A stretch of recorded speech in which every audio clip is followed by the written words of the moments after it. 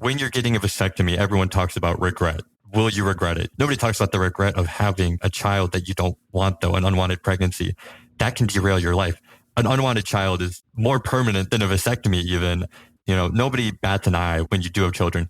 But the second you say you don't want to have children, people really call it into question. And I was called selfish for wanting to not have kids. And I think that really is a crazy, crazy narrative that is the default with where we're at in life.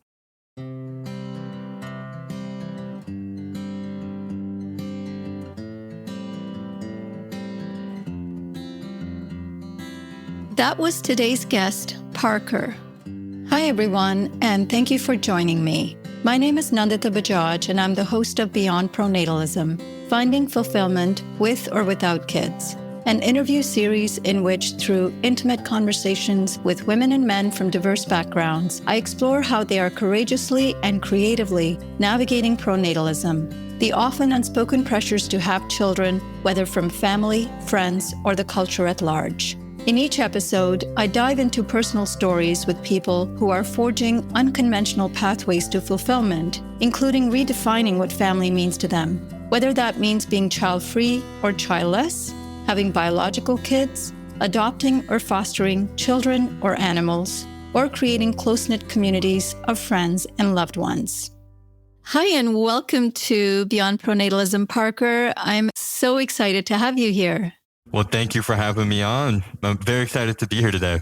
I was so thrilled to recently meet you at an event, the World Vasectomy Day event, where we were talking about whether we should be worried about falling birth rates, which is a topic that has become really pervasive in culture. And you were one of the panelists, and I was so inspired by your story. We could only hear a few bits during that short presentation, but today we get a chance to fully explore your own decision.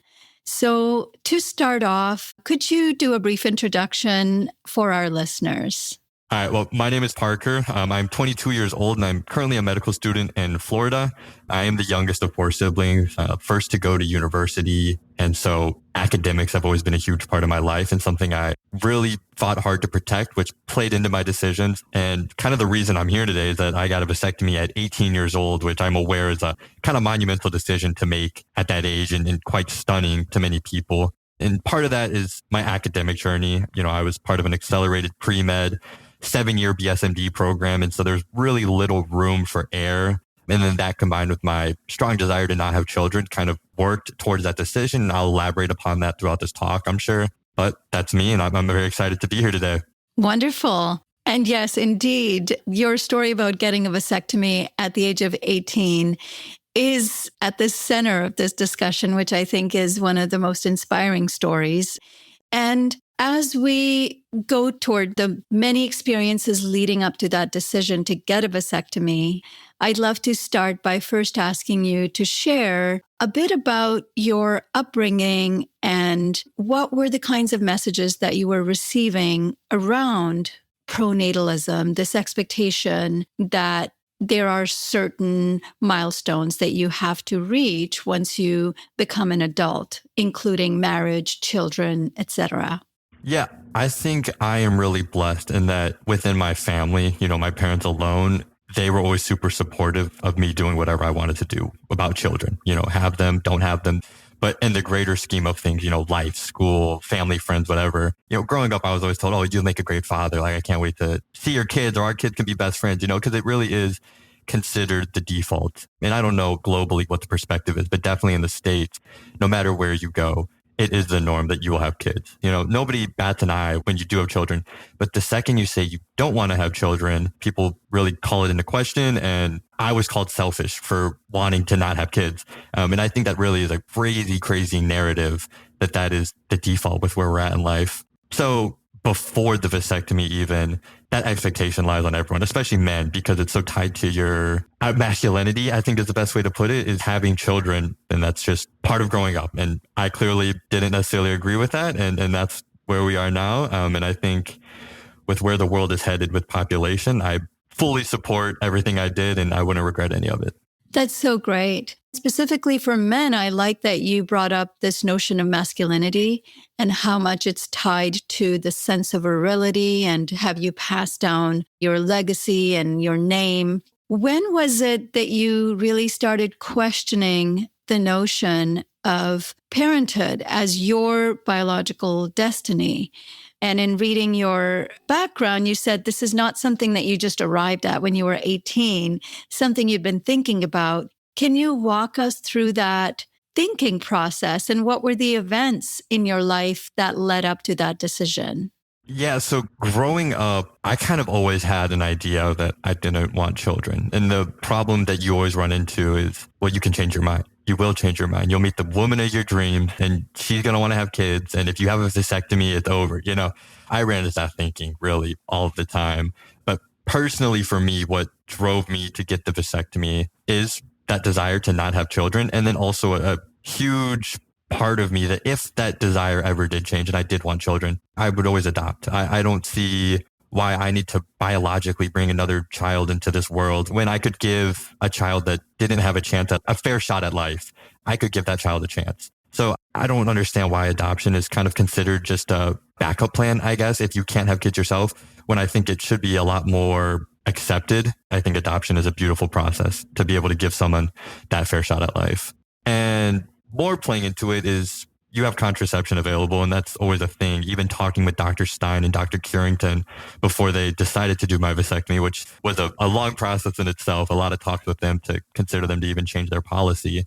I had this accelerated pre-med track in college and now med school, and there really is so little room for error. And I've had mix-ups with contraception, whether it's condoms breaking or even partners kind of misinforming me about their contraceptive use. And you have slip-ups like that, and it really can be scary. I think when you're getting a vasectomy, everyone talks about regret.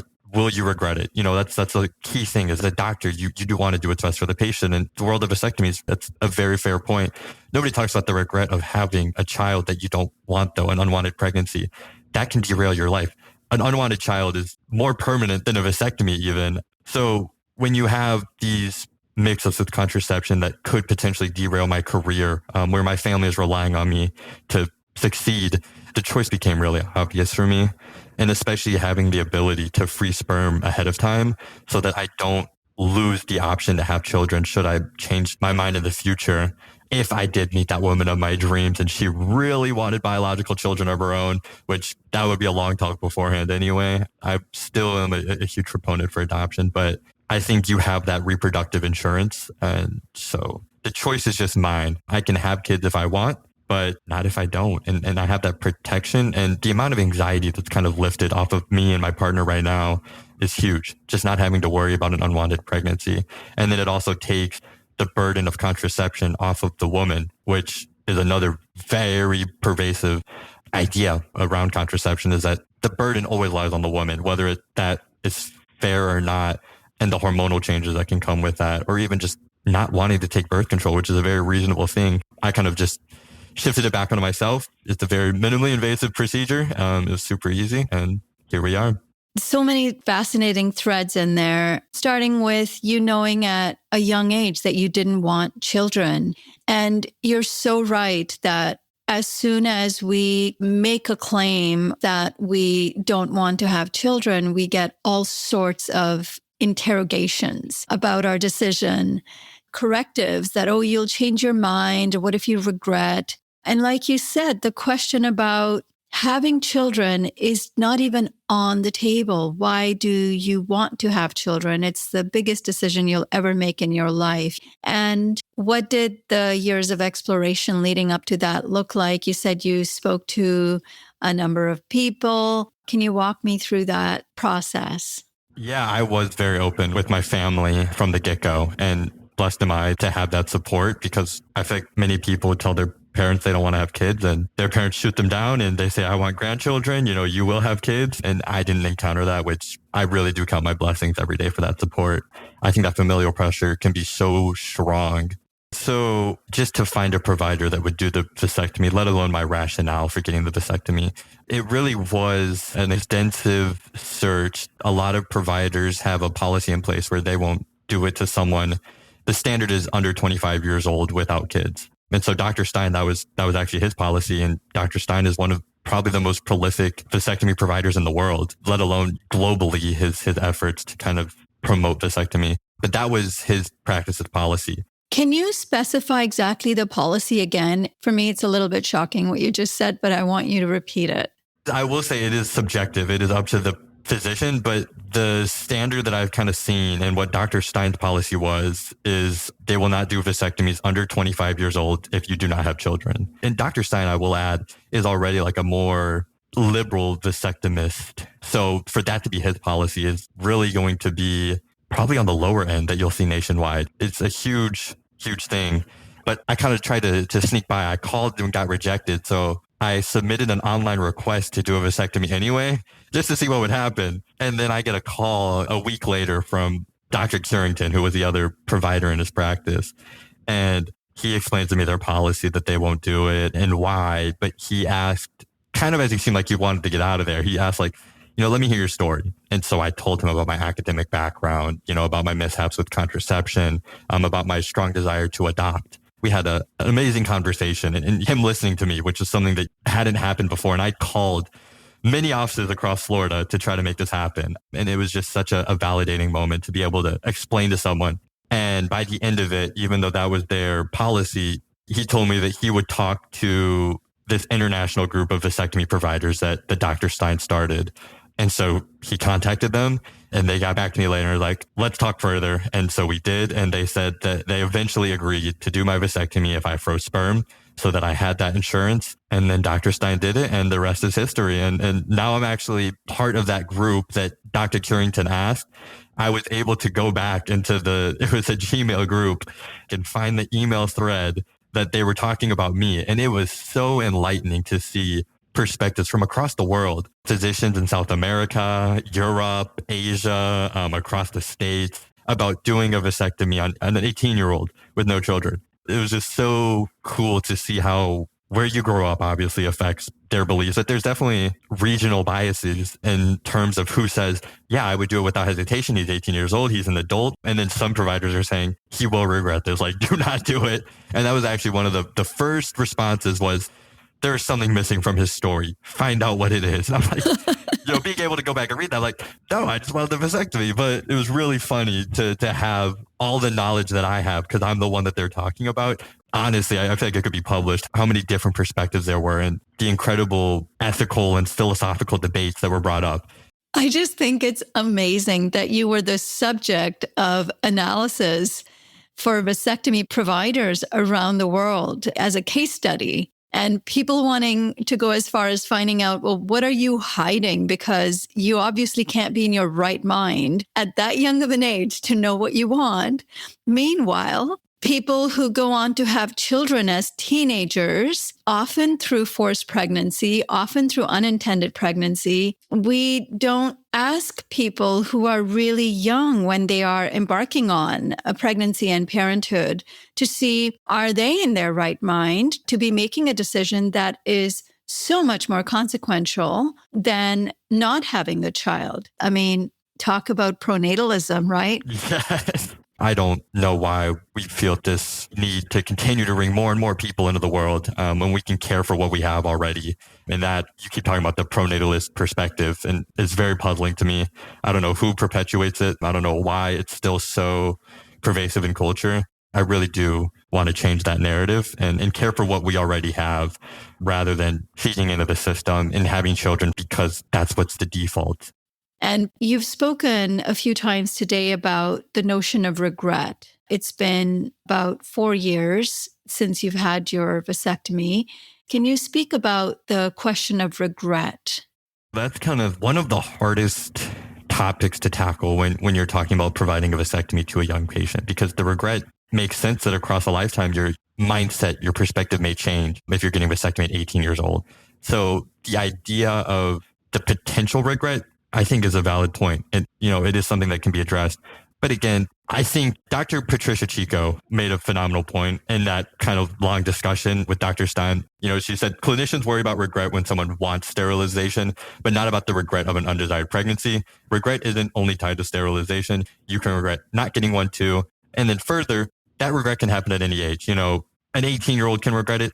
A 42-year-old could regret it. There's nothing saying that regret is limited. If you get it under 25, that's the only time. And then there's another doctor that actually surveyed 200 men that were childless and had them rate their regret. And the average was super low, from 1 to 5, with 5 being total regret. The average was a 1.5. And this is with childless men. So vasectomy and childless men. So the regret rate is super low. They said they followed up at 6 years. Only 7% had even started to look into reversal or IVF, and only 2 underwent a reversal. So you're looking at 1%, which is below the actual normal vasectomy reversal rate. But in terms of that regret, I think Dr. Stein's approach to providing my vasectomy was nearly flawless, where you freeze sperm. It was non-invasive for me. It was a much easier process than I expected, actually, freezing sperm. And I think, that gives you total autonomy. Because now I don't have to worry about an undesired pregnancy. I don't want children at all. But if that desire ever did change, and throw everything I said out the window in this podcast, if I decided I wanted a child of my own, I have 8 vials of sperm stored. That gives me a very, very good shot of having a child of my own and multiple children. And the only drawback, that I would say is that artificial pregnancy methodologies, they're not completely non-invasive for the woman. So that is a very fair critique. It is not 100% perfect solution, but I think if we're talking about, methods of contraception versus, artificial pregnancy, and the unlikely scenario my mind ever changed, you're talking about years of possible hormonal birth control, perhaps failed condom usage, whatever it may be, or maybe a couple weeks of more invasive things to have a child. So when you're looking at regret, I think Dr. Stein took a great approach to minimize that regret should anything about my perspective ever change. So huge props to Dr. Stein for thinking about and innovating that as a potential pathway towards vasectomy at a young age. That is such a great way of doing it, I think. And the thing I'm appreciating so much about your wanting to take the reproductive burden off of potential partners is also this built-in responsibility that if there was an unplanned pregnancy and childbirth, you would go through with being a supportive partner and, supporting the child that was brought into this world. I think also just shows the full arc of your thinking in wanting to take responsibility no matter what happens, and then making sure that one of those things doesn't happen. That's exactly it, is that if a pregnancy ever happened, God forbid, not had a vasectomy, not necessarily a possibility, but I would take responsibility in that scenario, for better or worse. I don't want to be an absent father at that point. But that's why my whole perspective was just mitigating that risk before it even happens, trying to be proactive. And that's how the vasectomy happened. And now that you are over 3 years removed from that procedure, tell me what life looks like for you today. Yeah, so my current partner, we're both super appreciative about the vasectomy because she actually can't be on hormonal birth control because she's at higher risk of blood clots. So birth control isn't even an option there. But we both had super intense anxiety about the idea of pregnancy. So getting the vasectomy was kind of a way to mitigate her risk on birth control and just completely eliminate that. And then also eliminate the anxiety and risk about pregnancy. So both just so much happier for the fact that we don't have to worry about that and we can have a healthy sexual life. And I hear from friends that there are a decent amount of people that want to partner with the vasectomy, even at a young age. I think because it eliminates that risk. I think it is a growing idea in my generation of wanting to be childless. I think that idea and perspective will only continue to grow, and rightfully so. I support it. I think everybody should have that autonomy, shouldn't be pressured into making that decision on their own, but really just not having to worry about contraception failing, whether that is birth control, whether that's condoms, has taken such a burden off of me and my partner that we're just so much happier. Another thing that made me so curious about your story was how you mentioned that you were a lot more public about your decision to have a vasectomy and about reproductive responsibility, but then within your med school environment, you had to be a little more guarded. Can you speak to that? What is the body of students like within your school, and what are the kinds of things that you were trying to guard against when you were not being so open? So as an undergrad, as a pre-med, I think because the community, the campus is so much larger, the student body is so much larger, you have a lot more freedom to choose your group, essentially, the people you spend your time with. And having that freedom, I think I just naturally was with people that would be more supportive of my decision. And so I was very open about my vasectomy. And I was met with a lot of support, about it. When you get to med school, the class size, the student body shrinks dramatically. It went from thousands of people I could choose to associate with to 130 that I will associate with. And I love my classmates, no doubt about it, but there's a much more politically conservative tilt. And not diving into politics, but conservatism tends to be associated with religion. And I don't know which, if it's the political leanings, if it's the religious leanings, but there's a lot more pushback on getting a vasectomy when you start interacting with people that are more religious, are more conservative. So as a medical student, I kind of learned to maintain the support of my class. I am class president, so I have to stay on everyone's good side. So I found the best way to do that was, frankly, to go from being super open about my vasectomy to really almost secretive about it. Even my close friends didn't know about it until recently. It's still met with a lot of surprise when I do open up about it. But throughout my life, even in sharing my story, consistently met with more pushback and called selfish, immature. I've heard it all at this point, but you hear it a lot more from the conservative side or the religious people, I think. And again, not saying anything is right or wrong, but I think it has a huge bearing on your perspective on vasectomy. So for better or for worse, I definitely kind of shuddered a little more about it. I'm not as open about it. And then even with doctors, at least in Florida, are overwhelmingly conservative, and they decide my grade. So I'm definitely going to be a little more sheltered about it just to not cause an uproar. I put it on my medical records. When they asked, oh, have you had any procedures done since you were last here? And I told them I got a vasectomy. And now every time I go to see a provider through the school, everybody asks about it and they want to know about it. And every single time they ask to hear my story. And sometimes they start the screening for like abuse or like if I had gotten manipulated into doing it. And so that's happened a couple of times, which is, it's good that they're aware about that. But I think that just kind of goes to show how novel it is and how the world views it, I guess, where it's assumed kind of automatically sometimes that, oh, you were young when you got it. It has to be abuse, So I think that's just an interesting tidbit that maybe people wouldn't think about. That's a really fascinating thread. I'm glad I asked that question. And do you think the conservatism within the med school environment that you're in, is it because it's in Florida, or is it, do you think, much more widespread within the medical student body? That's a good question. I think being in Florida definitely has something to do with it. We have a definite political leaning here now. But then medicine in general, I think when you look at trends, a lot of doctors tend to lean more conservative in the first place. I guess we'll see if there's a change coming with my generation, but that is definitely where it stands for now. But I don't know, maybe med schools in the North have more of a liberal slant. Yeah, your point about conservatism within kind of the medical field is something that I've noticed too in my own study of pronatalism within medical institutions. I think the interrogation around sterilization and abortion is a lot stronger than the interrogation around early pregnancy or unintended pregnancy. It's kind of just taken for granted that it's probably a good thing in many cases, especially in conservative environments. And I just think that only perpetuates this tendency of seeing biological parenthood as the default and any other choice as questionable. I had actually never thought about it, but you're right that kind of across the board, everything tied to natural conception and childbirth is never scrutinized, even if there's reason for scrutiny. But anything outside of that, like you mentioned, abortion, sterilization, whatever it may be, is always met with rather intense scrutiny, I would say, in a lot of cases. It's like the burden of proof essentially lies on the abortion or the sterilization, even if that's not always justified.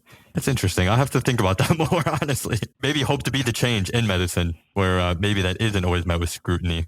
I really hope so too. And yeah, there are a number of OBGYNs and reproductive healthcare providers who are challenging pronatalism, and I can connect you with them. But yeah, this has been an absolutely enlightening and inspiring conversation. I think you're already a role model to so many people and on a pathway to have a much larger impact than you might even know. I'm so glad that you joined me today, and I'm so excited to follow your journey and see what you get up to in your medical career and in your advocacy work. Thank you so much for sharing your story and for your courage.